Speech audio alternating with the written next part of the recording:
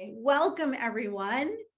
And I would like to tell you a little bit about Bob Walter, who, after studying to be a Jesuit priest, became this Renaissance man who has taught elementary school and helped to create the American Theater Institute in Aspen, and when studying at Stanford, created an interdisciplinary arts residence. Bob has worked in theater as a director, a playwright, and a production manager. And he began his work with the famed mythologist Joseph Campbell in 1979.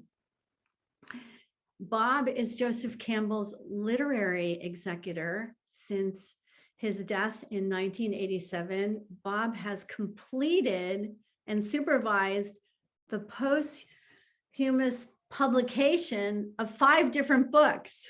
We appreciate that so much.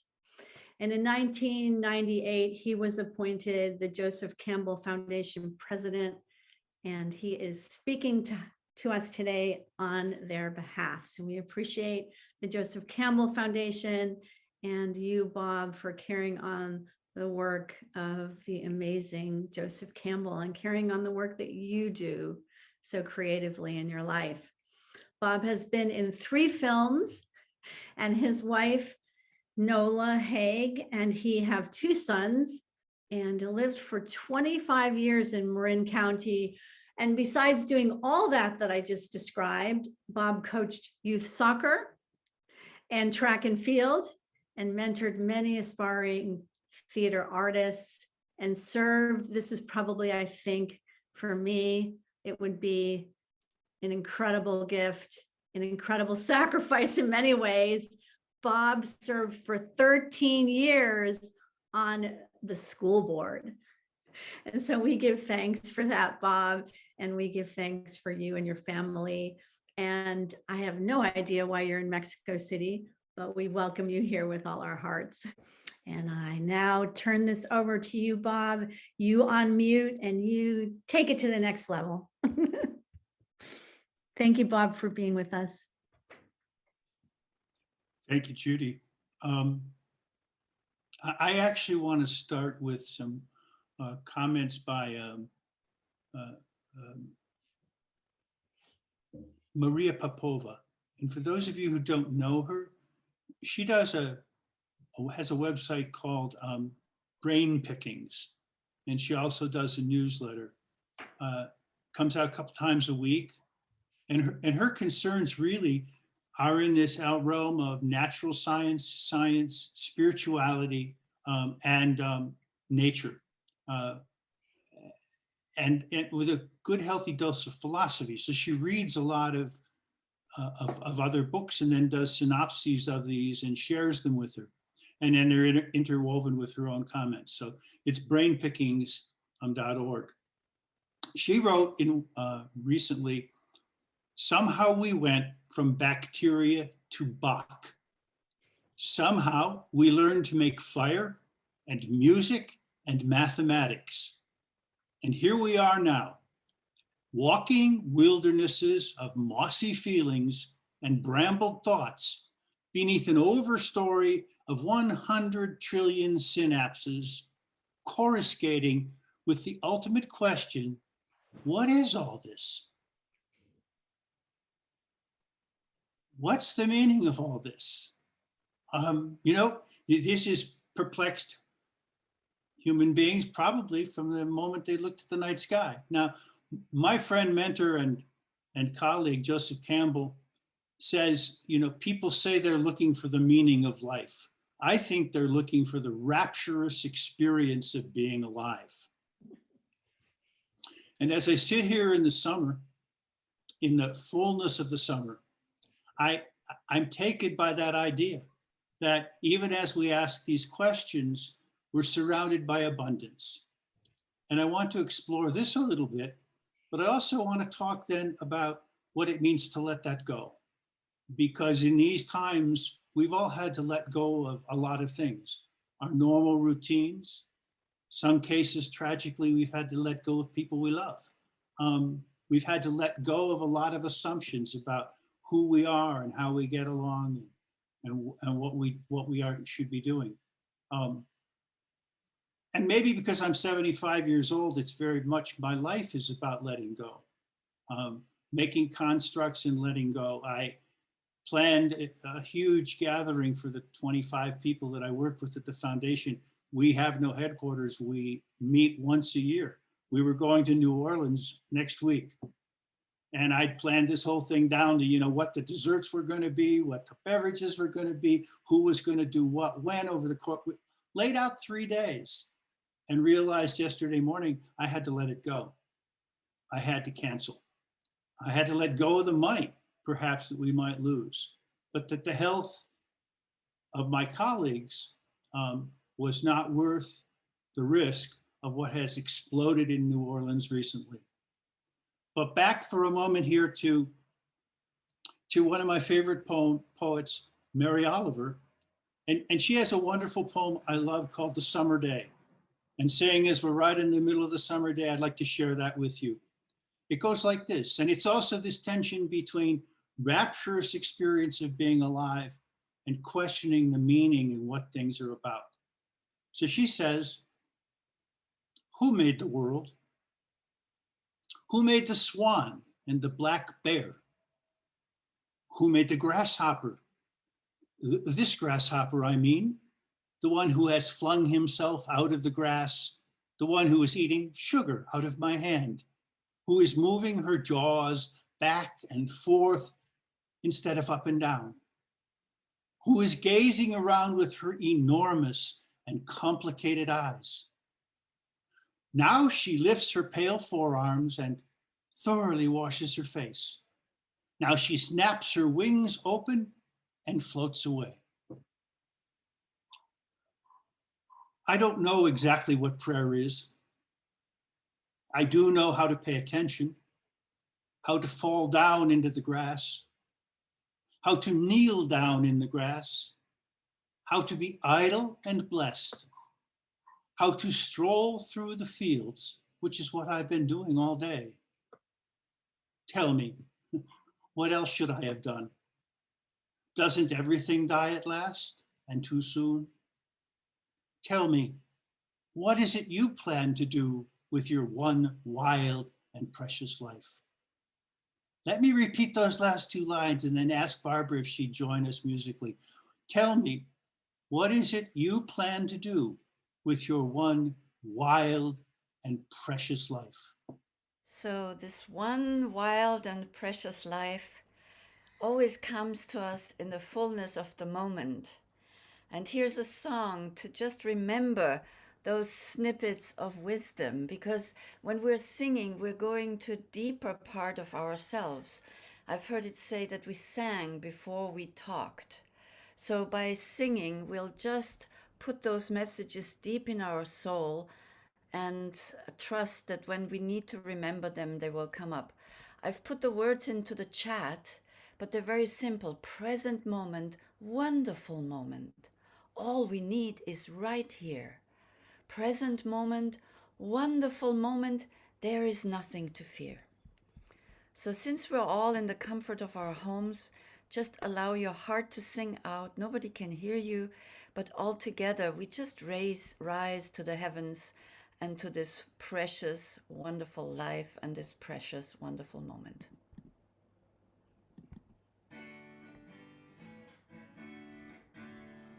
Present moment, wonderful moment, all we need is right here.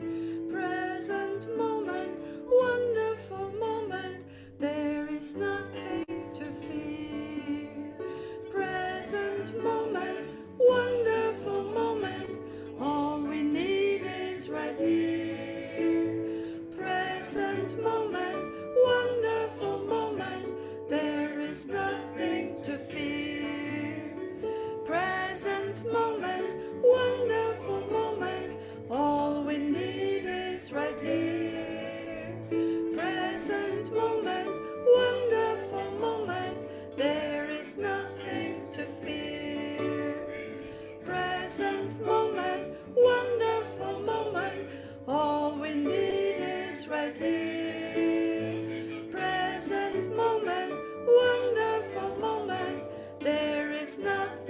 to feel.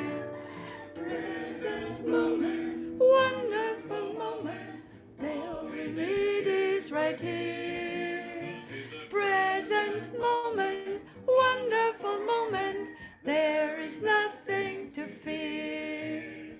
Present moment, wonderful moment, all we need is right here.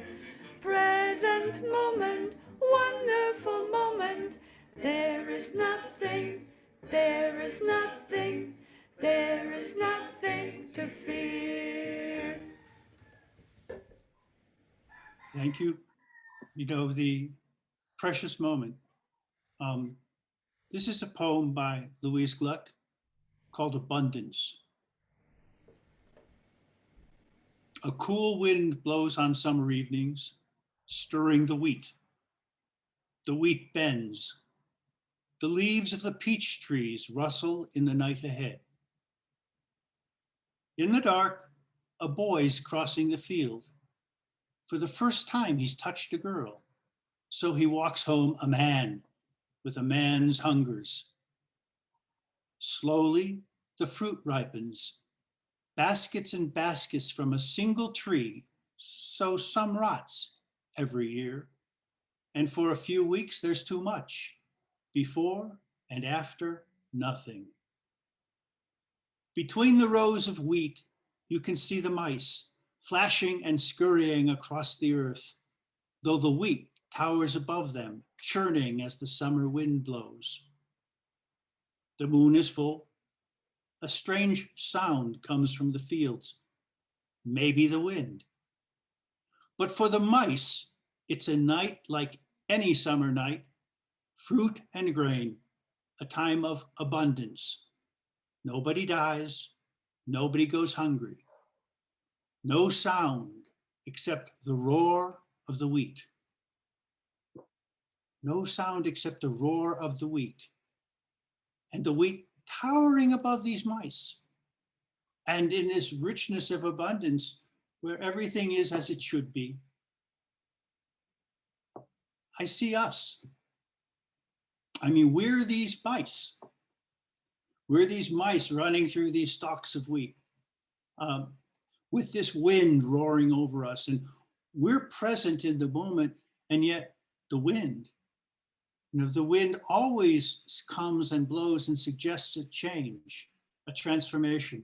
It blows the clouds in, it blows the clouds out. We can't control it. But down in our little micedom, running through the wheat, where the fruit is and the grain is, we're not concerned with this.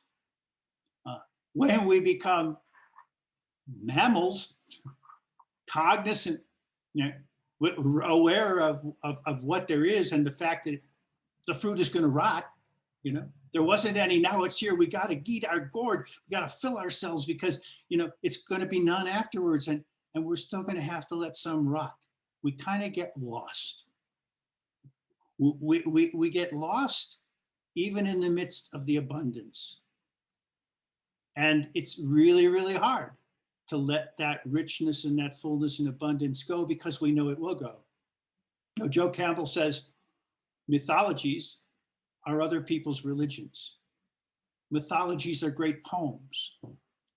And they arise out of an awakening of awe and a recognition of death. So the awesomeness of nature and the things that it brings to us, and also there's the rot, there's the death.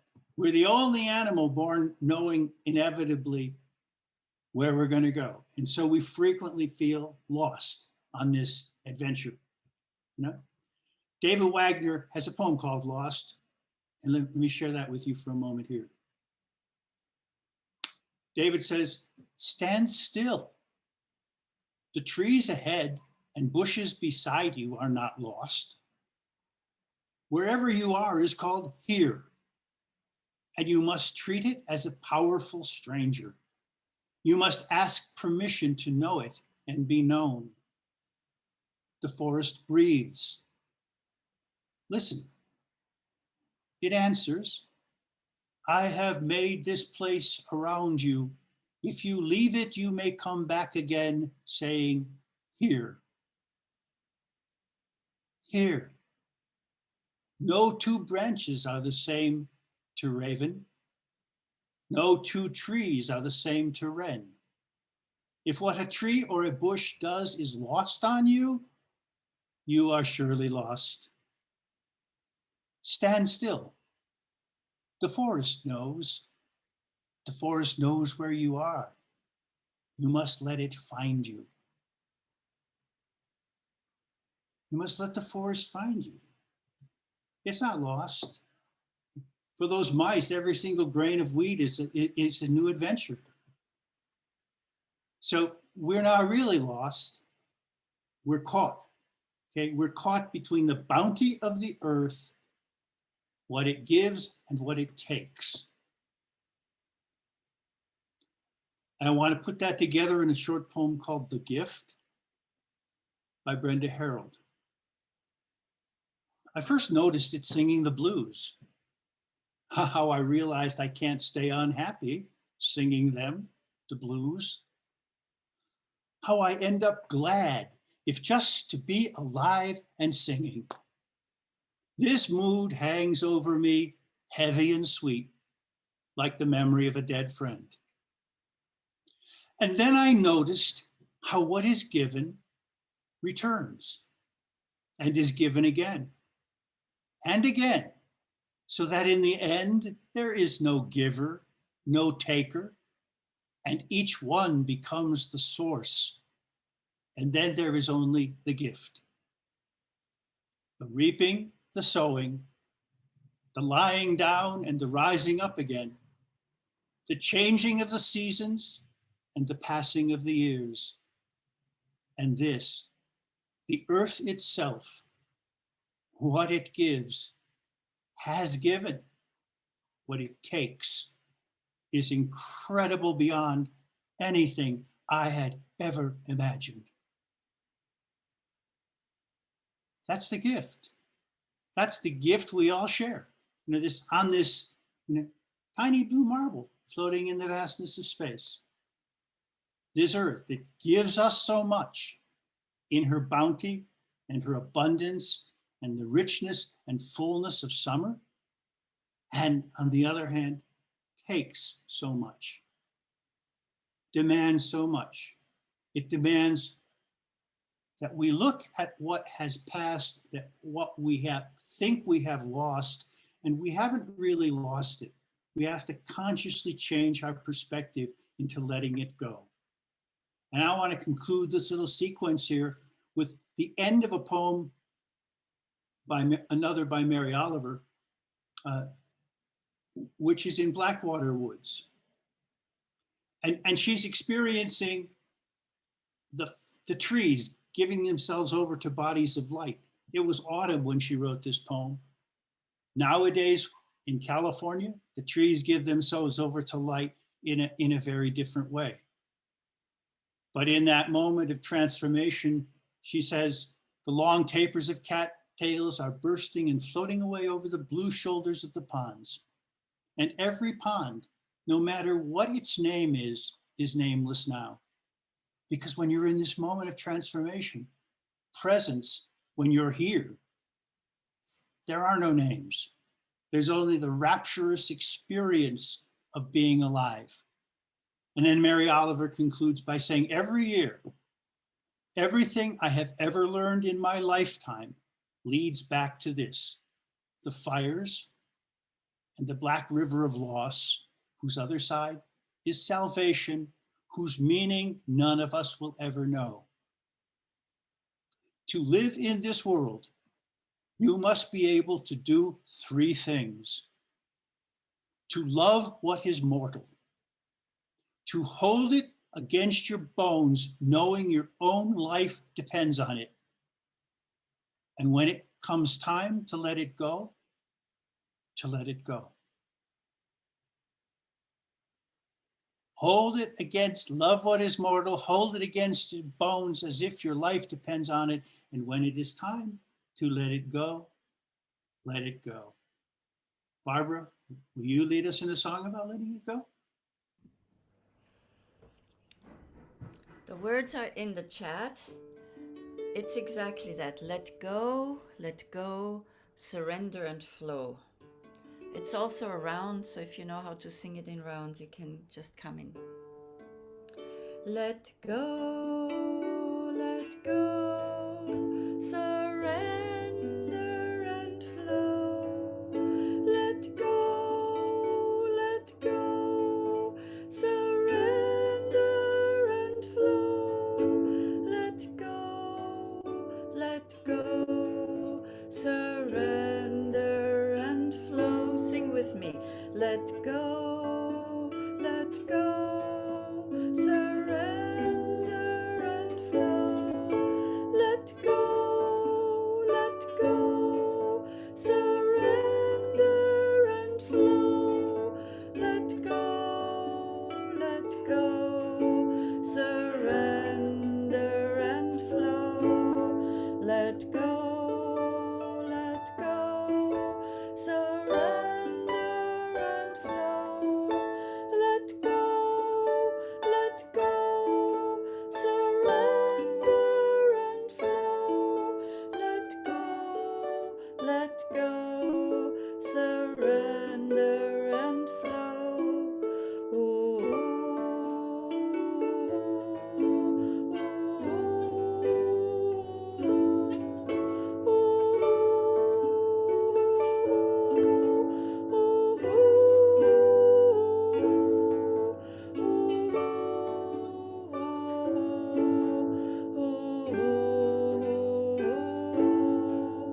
Let go, surrender and flow. Let go,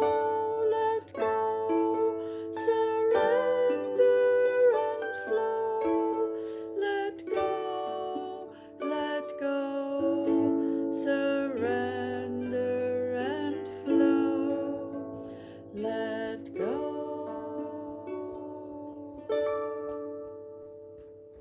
Have you ever seen anything in your life more wonderful than the way the sun, every evening, relaxed and easy, floats toward the horizon and into the clouds or the hills or the rumpled sea and is gone?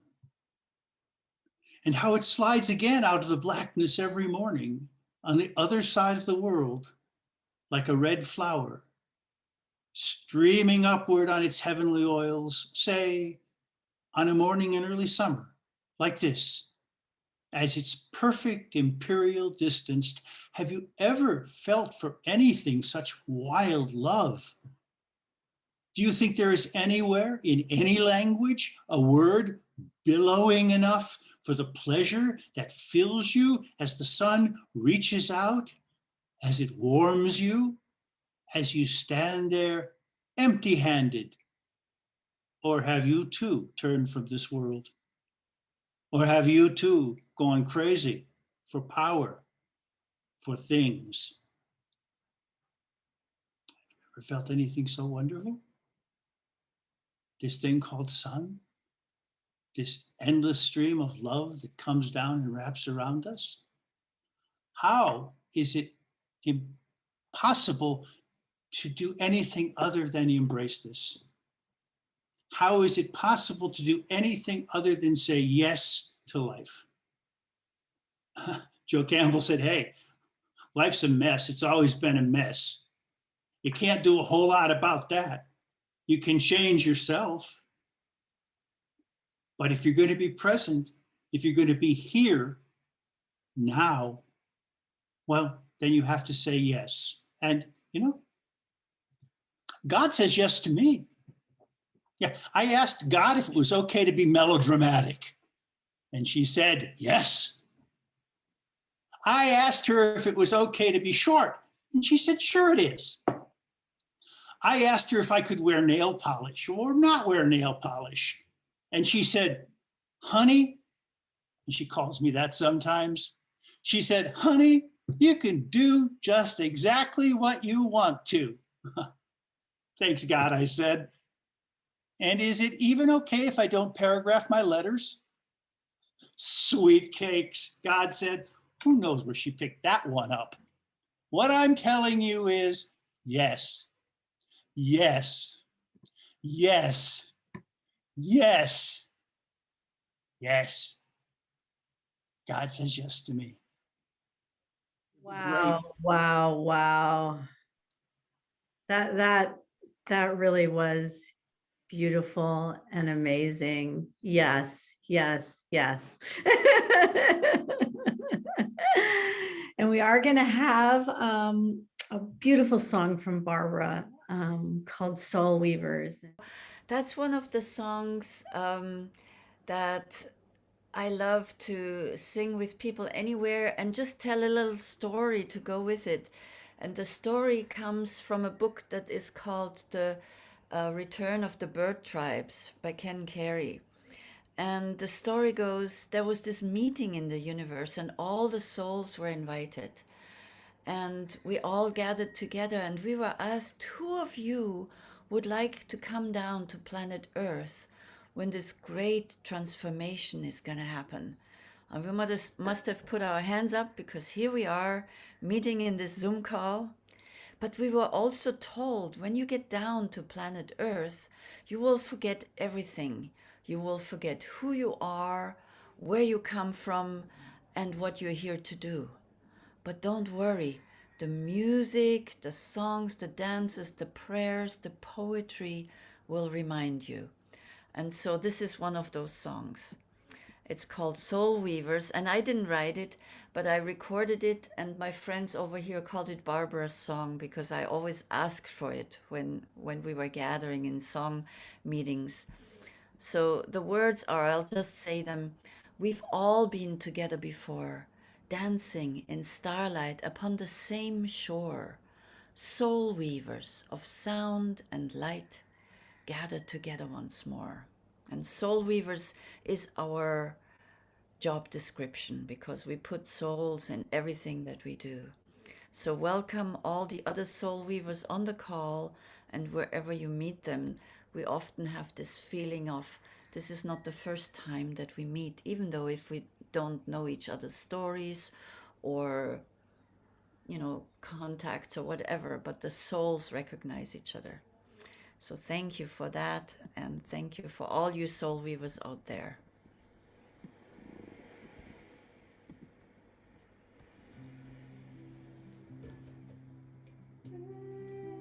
Gather ye all, friends all over the earth, and gather ye, friends, in the worlds of spirit, seen and unseen. Gather ye and bless us with your love as we all journey home. We've all been together before, dancing in starlight upon the same shore. Soul weavers of sound and light, gathered together once more. We've all been together before, dancing in starlight upon the same shore. Soul weavers of sound and light, gathered together once more. We've all been together. We've all been together, dancing in starlight, dancing in starlight upon the same shore. Soul weavers of sound and light, gathered together once more. We've all been together before, dancing in starlight upon the same shore. Soul weavers of sound and light, gathered together once